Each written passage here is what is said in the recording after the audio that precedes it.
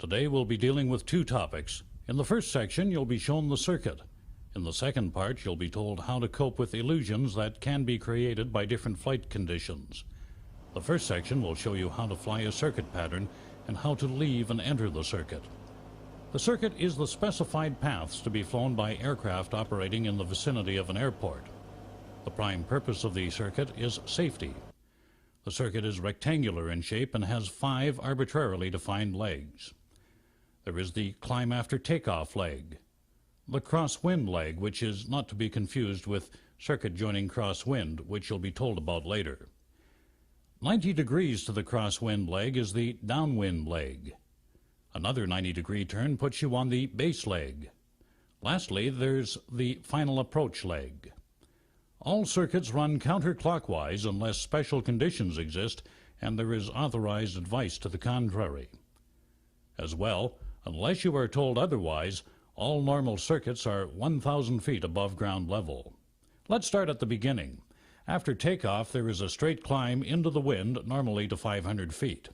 Then there is a 90-degree turn onto the crosswind leg, where the aircraft climbs to circuit height and levels off. Another 90-degree turn brings the aircraft onto the downwind leg, which runs parallel to the landing path. On this leg, you would do any pre-landing checks. From here, you make a 90-degree turn onto the base leg. The last 90-degree turn puts you on the final leg. The aircraft is kept straight until the landing is completed. The heading you will steer on the crosswind and base legs will be determined by the strength of the wind. When flying the circuit, keep a good lookout on both sides as well as above and below. At controlled airports, it's customary to omit the word leg when referring to circuit components. A typical radio transmission would be, Sure, correct, downwind left hand runway 16.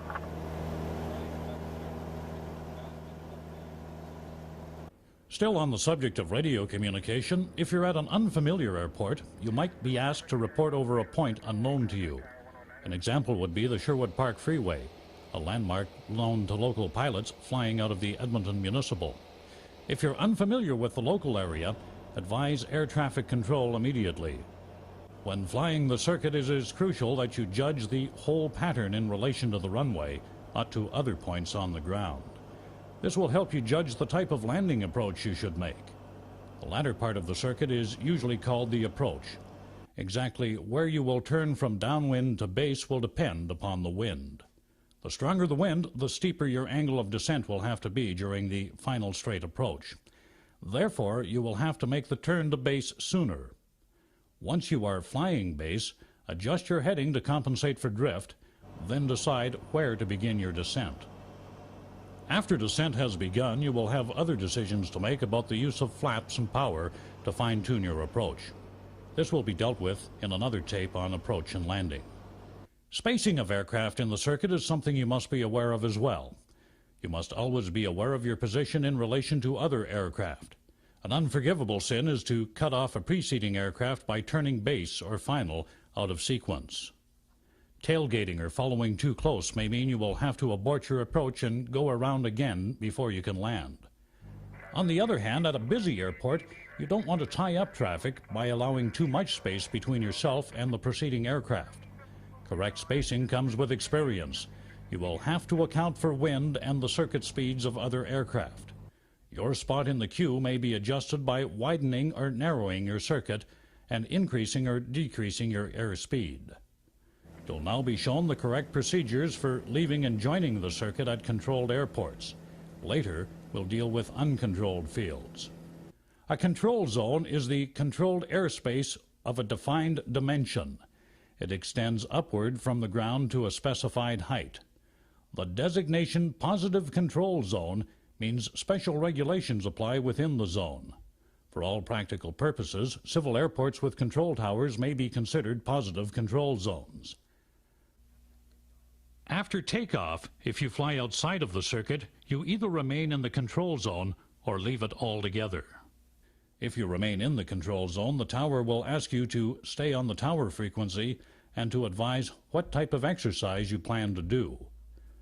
The tower will also want to know what altitude you'll be flying at and where the exercise will be carried out. If you plan to leave the control zone, you will need permission from the tower to quit monitoring its frequency. When leaving a circuit with a left-hand traffic pattern, you must have permission from the tower to make a right-hand turn. If this permission cannot be granted, continue on the runway heading until you're clear of the traffic pattern and above circuit height before turning right. Keep in mind that as you leave the circuit, you may find yourself in the control zone of another airport you do not intend to land at. Remember, you must establish radio communication with the tower in the second control zone. You will remain under the control of this second airport until you're clear of the control zone again. Now we'll deal with returning to the circuit at a controlled airport. First, advise the control tower of your identification, direction, and distance from the airport, as well as altitude and/or request. This should be done prior to entering the control zone. When given clearance by the tower, you're expected to join the circuit downwind at circuit height, which you recall is 1,000 feet. The cleared to circuit instruction from the control tower allows you to make a right turn if you're joining crosswind, or it allows you to make a partial right turn downwind. You may also be given clearance to join the circuit on base or for a straight-in approach, which means you would join it on final. At uncontrolled airports, you're more or less on your own.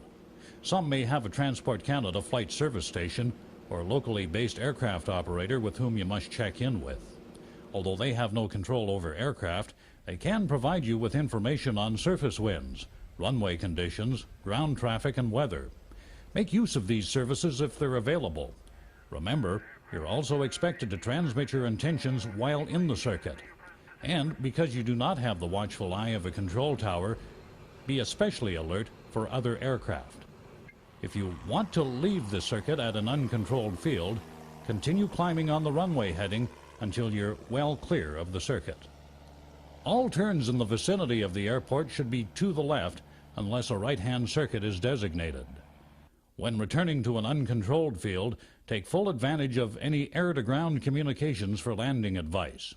Ground conditions change in a short period of time. Should you plan to cross over the airport, do so well above circuit height. Then descend to circuit height on the upwind leg and enter the circuit crosswind. You may also enter the circuit downwind at circuit level where the downwind and crosswind legs intersect. Spacing yourself in the traffic is your responsibility. Normally, there is only one runway at an uncontrolled field. However, the pilot makes the decision on which runway to use where more than one is available.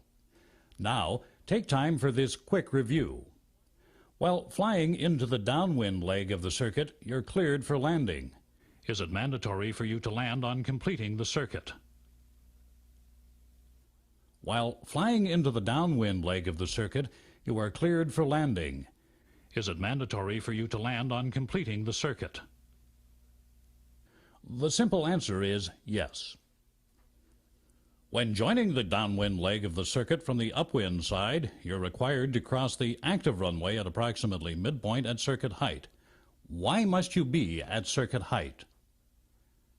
When joining the downwind leg of the circuit from the upwind side, you are required to cross the active runway at approximately midpoint at circuit height. Why must you be at circuit height? Air regulations state that you cannot descend into the circuit. The correct procedure is to cross over the runway well above the circuit to check the wind. Then descend on the dead side to circuit height. Now cross over to join the downwind leg. In this section, you will be shown how two types of illusions occur and how to avoid them. The first type are referred to as visual illusions and occur during an approach for landing. Illusions are frequently mentioned as contributing factors in approach and landing accidents. Research has determined that how you tend to see things is somewhat a matter of habit. That is, if you're accustomed to seeing runways of a similar width, a runway of a different width will appear the same. This is especially true if the proportions of that runway appear to be much the same early in the approach. If the unfamiliar runway is wider than normal, you may descend too low and crash if the error is not corrected in time. A wider runway will make you think you're higher than normal, and you might stall out over the runway. Another illusion that might occur is caused by the slope of the runway. In mountainous country, this could range from 3 to 6 degrees. A small upslope gives you the illusion of being higher than you really are. Conversely, a downslope will deceive you into believing you are lower. Sloping problems are accentuated at night, where the only visual references are the runway lights. To avoid problems with illusions at unfamiliar airports, note the runway size and surrounding terrain. Use any visual aids that might be available. The other type of illusions you may experience are those created by drift. They occur in strong winds when you're flying at a low altitude. This is something you would do during a forced landing approach, when carrying out off-airport procedures, or in deteriorating weather. At lower altitudes, movement relative to the ground becomes more apparent. In strong winds, illusions are created which, if misinterpreted, can develop into dangerous situations. The closer you are to the ground, the greater the deception. Because you're on the lookout for other aircraft and obstacles at these altitudes, there's little time to monitor the flight instruments. It is therefore important that you anticipate the false impressions that are created by the deceptive appearance of the ground. If visibility is good, you can fly low at normal cruising speed. However, in low visibility, it is recommended you reduce your speed. To maintain a lower speed, extend the flaps. This will allow you a tighter turning radius, which you may need to avoid obstacles. And because you're using more power with the flaps extended, the extra slipstream over the elevators and rudders will give you greater control of the aircraft. Now, let's look at some of the illusions that you may be confronted with under different conditions. Remember, you're flying low with a strong wind. If you're flying into the wind, a reduced ground speed produces an illusion of a reduced airspeed. When you're flying downwind, the opposite occurs. The increased ground speed produces the illusion of increased airspeed. Resist the temptation to reduce your airspeed, since, if carried to extremes, it could cause you to stall. If you're turning from upwind to downwind, it will appear that the aircraft is slipping inwards, even though you're performing an accurate and coordinated turn. This is an illusion created by drift over the ground. You can confirm this by glancing at the turn and ball indicator, which should have the ball centered.